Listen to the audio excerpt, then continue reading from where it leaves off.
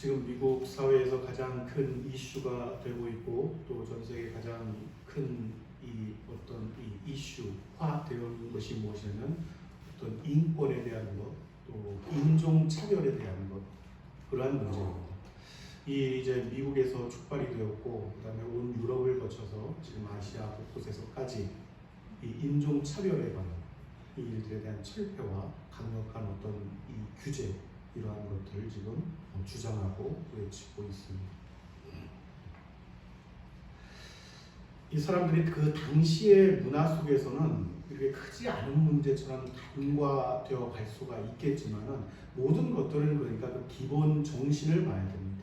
이 일이 어디에서 유래된 것인가? 이 일이 진리에서 위배된 것인가? 그렇지 않은 것인가? 지금 우리가 살아가는 이 시대도 우리가 옳다고 믿는, 우리가 자유롭게 생각하는 많은 것들 가운데에 진리를 벗어난 문제들이 상당수가 있습니다. 다시 한번 진리를 돌이켜서 그 진리 안으로 회귀되어야만 할 그러한 문제들이 많이 있다는 것이죠. 이 흑인의 문제도 마찬가지인 것이 왜 이러한 어떤 이 미국 경찰들에 의해서 이러한 탄압이 일어났는고 하는 것들을 역사적으로 그것을 찾아보면은 이 미국 경찰이라는 것이 어떤 유래를 가지고 있냐면 원래 그 태동 자체가 이 흑인 노예들을 감시하기 위한 흑인 노예 감시 순찰단에서 그 유래가 되었다. 미국 경찰이라는 어떤 이 뿌리가. 그러다 보니까 이 흑인들을 제압하는 어떤 방식이라든가 그들을 바라보는 어떤 시각이라든가 이러한 것들이 상당수가 그 문화적인 어떤 이 유전된 이러한 것들이 남아있다는 것이죠. 그 실질적으로 흑인들이 백인과 함께 버스에서 같은 좌석을 공유하고 타고 한 문제들이 여러분 이게 불과 얼마 안 됐습니다. 7, 80년도 안 됐어요. 7, 80년.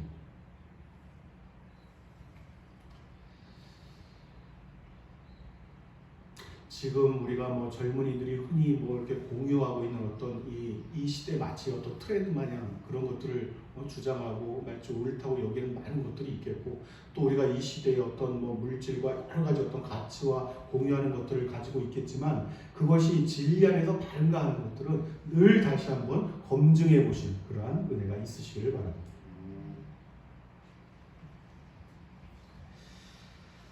당시 이제 그 1800년도 미국 사회 중반에 이제 그 뉴올리언스라는 이 지방에 이 노예 시장이 있었습니다. 이 노예 시장에 노예들 가운데 끌려나온 한 노예 소녀가 있었는데 이 노예들을 당시에는 이제 경매에 붙입니다. 그러면 경매에 이 참여한 백인들이 이제 그 누가 주인이 될 것인가 그 입찰에 참여해서 그 흑인을 노예를 선택을 하고 사게 되는 것이죠.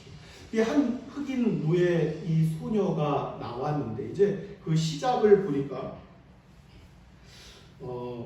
500달러에 이제 낙찰이 되는 순간까지 있었다는 거예요. 그때 이제 군중 속에서 누가 다급하게 큰 소리로 600달러 하면서 손을 들었다고 합니다. 600달러. 이 600달러라는 어떤 이 소리를 크게 외친 사람이 바로 이 북부 지역에서 온 에이브럼 링컨이었다 하는 것입니다. 이 아브라함 링컨의 어떤 이 낙찰가가 600달러로 올라가면서 이제 계속 이 가격이 올라갔다 그래요. 결국 링컨이 이 낙찰받은 가격이 얼마냐면은 1450달러였다. 이 흑인 소녀를 낙찰받은 가격이. 이 흑인 소녀는 이 남부 지역에 있었는데 이 자신의 고향을 떠나서 이 새로운 주인을 따라 북부 지역으로 이사를 가고 옮겨야 한다는 것이 상당히 두려웠을 것이다. 노예라는 것은 우리가 한 번도 경험해보지 못한 그러한 삶의 영역이지만 이 땅 조선에서도 그러한 문제가 있었잖아요. 불과 100여 년 전만 해도 그러한 부분들이 많이 공유된 그러한 사회적인 어떤 가치를 가지고 있었죠. 노예의 삶의 어떤 이 권리, 이 사람이 노예로서의 삶의 어떤 모든 것들, 그걸 손에 쥔 사람은 바로 주인입니다. 주인이 이곳에 가야 하면 가는 것이고, 오라 하면 오는 것이고, 항상 주인을 따라 가야 된다 하는 관념들이 머릿속에 박혀 있는 것이죠. 다음날 아침에 이제 그 낙찰받은 노인이 집에서 짐꾸러미를 챙기기 시작합니다. 그 새로운 주인된 링컨을 따라가기로 이제 결정을 하고 가족들과 슬피 울면서 이별을 하는 그 자리에 그 다음날 아침에 아브라함 링컨이 찾아옵니다. 링컨이 이 소녀에게 이런 얘기를 하는 거예요. 하나의 증서를 갖다 이렇게 소녀에게 건네주면서 나는 너를 노예로 데려가지 않을 것이다. 내가 너를 산 것은 너를 노예 신분에서 풀어주며 자유를 주기 위해서였다. 이제 이 증서가 너의 자유를 보장해 줄 것이다. 바꿔라. 그러면서 그 증서를 줬다는 거죠. 이 소녀가 깜짝 놀랐어요. 그 놀라움에 이렇게 반문을 했다고 그래요. 선생님, 제게 자유를 주시기 위해서 저를 사셨다고요? 그럼 저는 이제 진짜 자유의 몸이 된 것인가요? 그랬더니 아브라함 링컨이 그럼 그렇구만. 내가 너의 몸값을 지불하는 그 순간부터 너는 이미 자유의 몸이 된 것이란다. 이렇게 말을 했더라고요.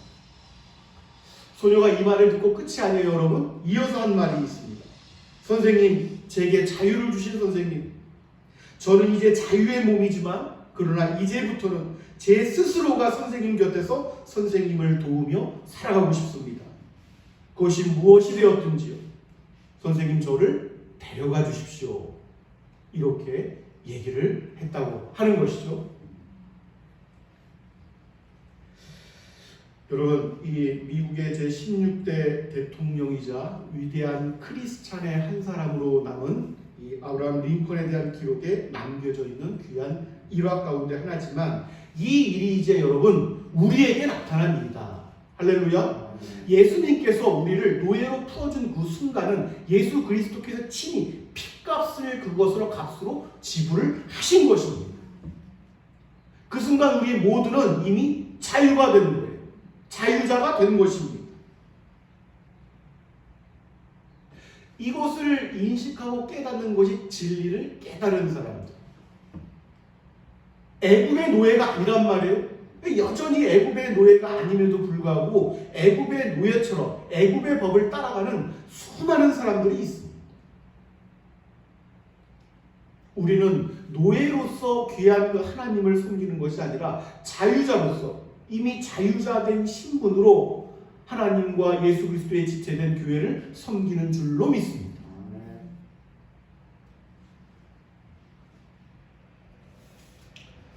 늘 여러분께 이 강조하지만 여러분, 세상에서 하나님께서 우리를 구별하여 주셨습니다. 수많은 노예들 가운데 몇몇을 구속하여 주신 거예요. 죄값을 대신 치르시고 하나님의 선민으로 우리를 택하시는 것입니다. 이 소녀가 아브라함 링컨에게 구제받고 구원받은 그 순간부터 이 소녀의 삶과 인생이 얼마나 달라졌겠느냐 말이죠. 사람은 늘 여러분 하나님의 형상이 무엇인지를 자꾸만 이렇게 생각하고 묵상하는 사람들이 이 발전하게 될 수밖에 없어요. 사람으로 어떻게 살아야 하는가 하는 문제입니다. 그냥 하루하루 눈뜨고 살아가는 것이 아니라 사람으로서 어떻게 살아가야 할 것인가. 이 일이 미국과 유럽과 아시아 곳곳에서 벌어지고 있는 문제라니까요. 결국은 여러 가지 사건 사고로 보고되고 추장됐을 뿐이지 사람이 어떻게 사람으로서 살아가는가 하는 문제.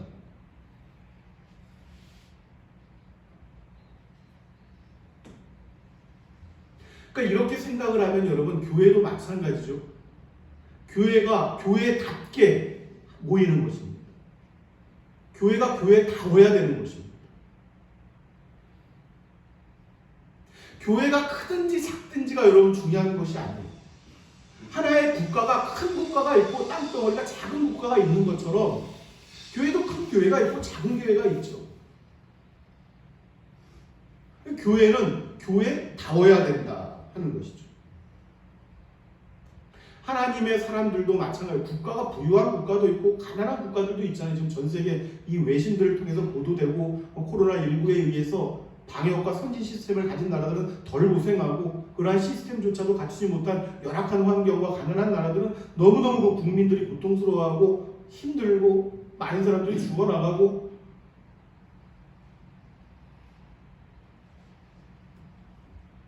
직업이 얼마나 훌륭하냐. 이 땅에서 여러분 뭐 직업이 얼마나 높까 낮으냐, 직업이 천하냐, 뭐 어떤 귀하냐 이런 것도 아니란 말이죠. 성도는 거룩한 무리 가운데 한 사람. 성도답게 살아가야 돼요.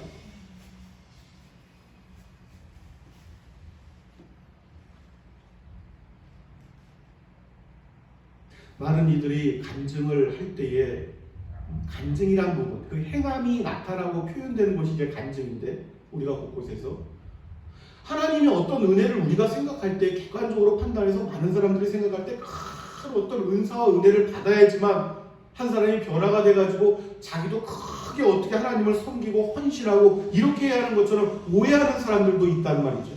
그렇지가 않습니다, 여러분. 절대로 그런 것이 아닙니다.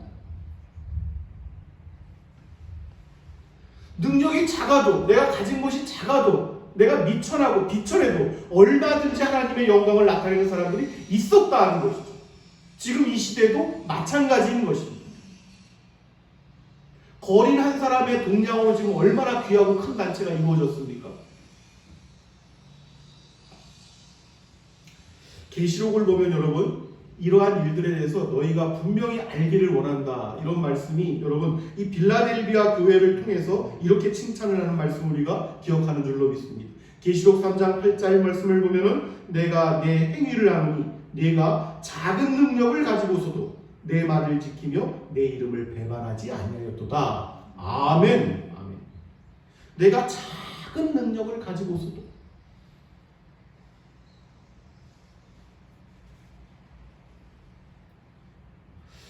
열두 지파가 맡은 일들이 다 다르다 그랬어요. 애굽에서 광야의 여정길을 가는데 12지파가 이 가야 하는 이 자리들이 정해져 있습니다. 우리는 이쪽에서 바람이 너무 휘몰아쳐갖고 이쪽에는 상합바람이 너무도 거칠어가지고 우리 좀 이번에 좀 자리 좀 바꾸면 안 되겠습니까? 우리 지파가 이번에 이쪽으로 가고 이 지파가 이쪽으로 좀 다니고 이렇게 좀 그때마다 좀 이렇게 하면 안 되겠습니까? 이런 것이 아니라 그 지파의 행렬이 가는 곳이 이렇게 같단 말이죠, 여러분. 처한 환경들이 다를 수가 있습니다.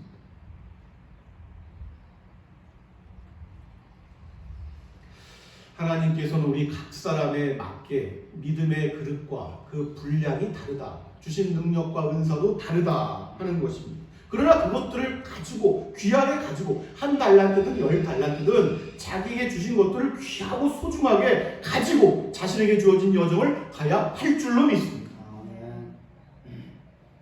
이게 욕심 부린다고 될 일도 아니고, 이것이 집착한다고 될 일도 아니고,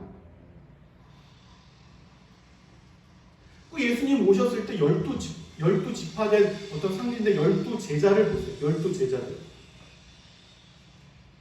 12제자들. 한 사람 한 사람을 떠올려 보시란 말이죠. 예수님께서 늘 수제자들처럼 생각하셨던 핵심 측면에 베드로, 야고보, 요한이 있었지만은 그 외의 제자들도 똑같이 예수님께서 사랑하셨습니다.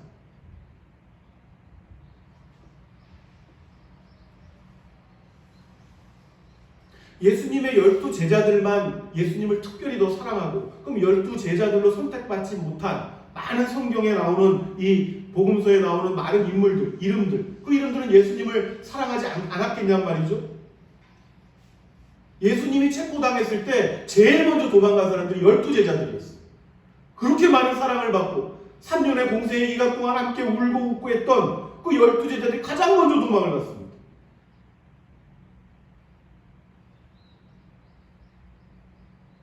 자신이 어떤 사랑을 받았는지를 잊어버리는 거예요. 자신이 조금 좀 나아지면 그 사랑을 잊어버립니다. 그 자리를 다른 세상에 속한 것들, 애굽에 속한 것들이 그 자리를 대신 메우고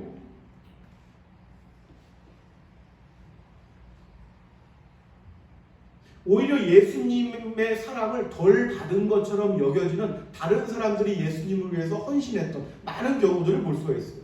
제자들이 예수님을 섬겼던 것보다 더 크게 섬겼던 이름들이 성경에는 많이 나타나 있습니다. 오늘 우리에게 주신 말씀을 여러분 보면 그 내용을 충분히 이해할 수가 있죠. 그러한 사람들 가운데 한 사람이었던 사람, 말씀 7절을 보니까 한 여자가 매우 귀한 향유 한 옥합을 가지고 나와서 식사하시는 예수의 머리에 부으니, 이렇게 말씀합니다. 이 한 여자는 누구냐면 여러분, 다른 복음서를 보면 마리아라는 사람이, 마리아라는 이름의 여인, 마리아. 어떤 이들은 막달라 마리아 아닙니까? 이렇게 말씀하는, 막달라 마리아가 아니고 베다니의 마리아입니다. 베다니의 마리아. 이 일이 이제 여러분 이거 요한복음 12장 말씀을 보면 연계하여 우리가 살펴볼 수 있는 내용들인데, 예수님께는 당시에 이 가장 가난한 마을 가운데 하나로 손꼽혔던 이 베단이라는 그 마을을 자주 다니셨던 걸로 성경에는 기록되어 있습니다. 그 중에서 이제 특별히 이 마리아가 이름이 나오죠. 마리아. 이 마리아는 누구냐면은 오빠 나사로가 죽었었잖아요. 마리아의 오빠 나사로. 예수님께서 나사로가 죽을 때까지 기다리셨다가 오히려 간 듯한 느낌의 이 말씀을 하신 것도 있는데, 나사로요 나오느라 했더니 죽은 나사로가 붕대를 칭칭 갖고 나 걸어 나온 거 아닙니까? 그래서 하나님의 영광을 누렸던 거 아니겠습니까? 할렐루야. 아멘. 이 마리아의 행실이 오늘 왜 이러한 일을 하였는가 하면, 이 어떤 오빠에 대한, 또 이 마리아가 항시 언니도 있었지만 예수님 항시 말씀하시는 그 앞에 나와가지고 예수님 말씀을 잘 듣던 바로 그 마리아, 그 마리아.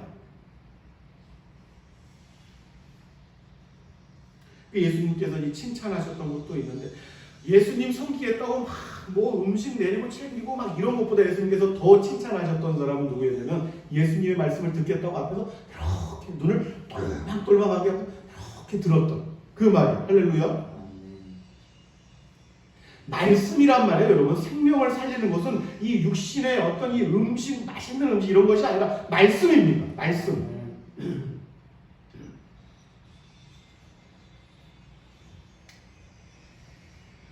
오늘 마리아의 이 모습을 보면 예수님의 그 사랑하심이 늘 마리아의 마음속에 있습니다. 똑같은 사랑을 받고도 그 사랑에 얼마만큼 감격에 겨워 사는가는 이 사람마다 다를 수가 있어요. 똑같은 사랑을 입음에도 불구하고 그 사랑에 보답하는 사람들의 믿음과 어떤 은사가 다를 수가 있습니다. 이 마리아는 늘 그것을 가지고 있었던 거예요. 이 마리아는 늘 예수님을 사랑하고 예수님을 흠모하고 예수님을 위해서 내가 무엇을 할 수 있다 하는 이 믿음이 늘 있었던 여인입니다.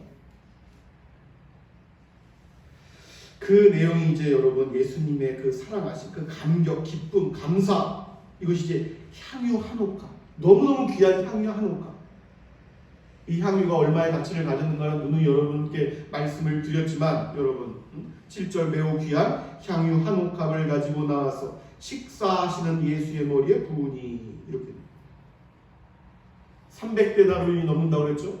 노동자 1년치 월급을 한 푼도 안 쓰고 모아야지만 그 예수님의 머리에 이렇게 부은. 근데 이 부은 이 일이 이 제자들은 이해를 못하는 거예요. 제자들. 그 일을 위하여 쓰임 받았던 그 마음을 주신, 감화 감동된 그 마음을 가진 마리아 역시도 그 일을 깨닫지 못했을 수 있어요. 예수님께서 하신 말씀은 전혀 다른 말씀입니다. 장래를 위함이다. 할렐루야. 이 계시된 일들이 한 사람 한 사람의 어떤 무의식적인 일상 속에서 성취하는 일들로 그 일들이 나타날 수가 있습니다. 늘 자기 자신을 주장하지 말아야 돼요. 자기 자신.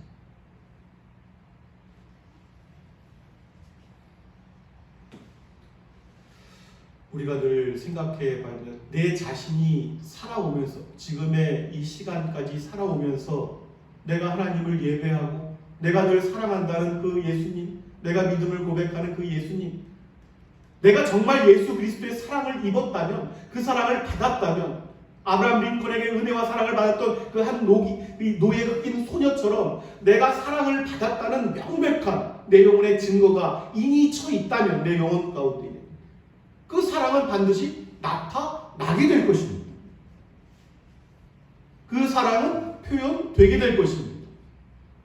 오늘 마리아는 그 사랑을 나타냈던 거예요. 그 감사함을 표현했던 것입니다.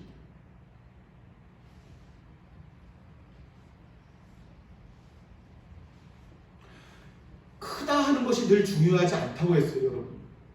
작든지 크든지 그것은 우리가 결정할 문제가 아니고, 아주 작은 것, 내가 생각할 때 작은 것 하나라도 예수님께 내가 받은 사랑이 있다면 그 사랑을 나타내고 그 사랑을 드러내고 그 사랑을 증거해야 되는 줄로 믿습니다.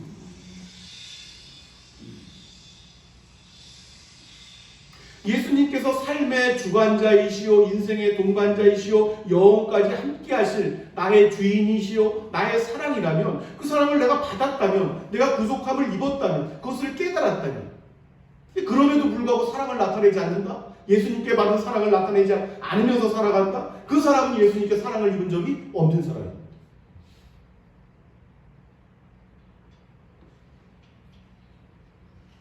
오늘 말씀을 보세요, 여러분. 예수님께서 그 받은 사랑, 예수님께 그 사랑을 받은 이 마리아를 향해서 예수님께서 이제 이렇게 말씀을 하시죠. 13절 말씀을 보면 내가 진실로 시작 13절 말씀 시작 진실로 너희에게 이르노니 온 천하에 어디서든지 이 복음이 전파되는 곳에서는 이 여자가 행한 일도 말하여 그를 기억하리라. 아멘. 그러니까 단지 여러분 이 마리아가 예수님께 그냥 행한 그 일 자체만 이 주목할 것이 아니라 예수님께 받은 그 사랑을 행하고 나타내었더니 그 믿음과 행함이 복음과 함께 나타나게 될 것이다. 이러한 말씀을 예수님께서 분명히 하셨다는 것이죠. 예수님께서 이렇게 분명히 말씀을 복음이 전파되는 곳에서는 복음이 전파되는 곳 복음입니다, 여러분. 복음이 나타나는 곳에서는 이 여자가 행한 일도 기억되리라. 이런 말씀. 이 여자가 행한 일. 그러니까 복음이 전파되어지는 곳에는 어떤 일들이 나타나냐면 예수님께 사랑을 받은 사람들이 그 복음을 증거하게 되어 있어요.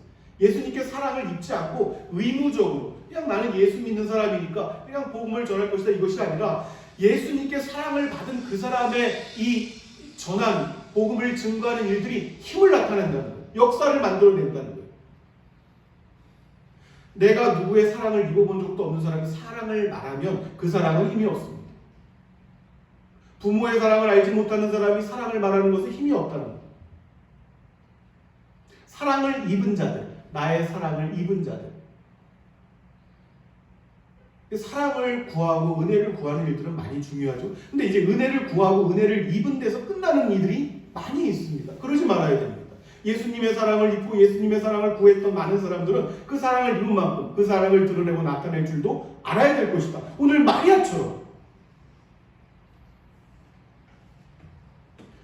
그 예수님의 사랑을 입은 사람들이 복음을 말할 때는 이 사람이 행하는 어떤 그 사랑의 행한 그 일도 함께 증거되어 나타날 것이다 하는 것이 오늘 예수님께서 하시는 말씀입니다.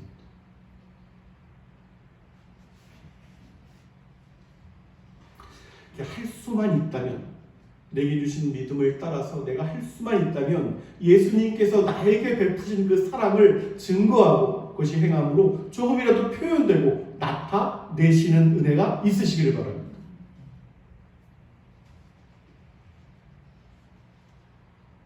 이 일들을 제대로 하지 못하면 이 일들조차 늘 자신의 어떤 이기심을 만족시키기 위한 수단으로만 생각한다면 가룟 유다와 같은 아주 비참한 결과들이 기다릴 수도 있어요. 예수님의 12제자 중에 한 사람으로 예수님께서 가룟 유다 너는 나중에 날 배신할 테니까 너는 안 사랑할 거야 이렇게 하셨던 것이 아니라 제자들의 그 사랑을 똑같이 입었단 말이에요. 가룟 유다 역시도 여러분. 근데 가룟 유다는 예수 그리스도께 입었던 그 사랑을 나타내지 않았습니다. 그가 결국 택한 것은 그 받은 사랑을 자신의 이기심을 채우는 그러한 목적과 도구로 사용되었던 거예요. 그래서 가룟 유다를 저는 도적이라 이런 말씀을 성경이 하고 있는 것 아니겠습니까? 은 몇 푼 받고 예수님을 팔아넘기는,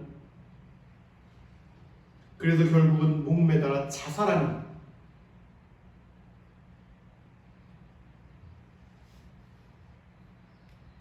예수님께 받은 사랑은 그 받은 사랑을 사랑으로 다시금 나타나야 할 것이다.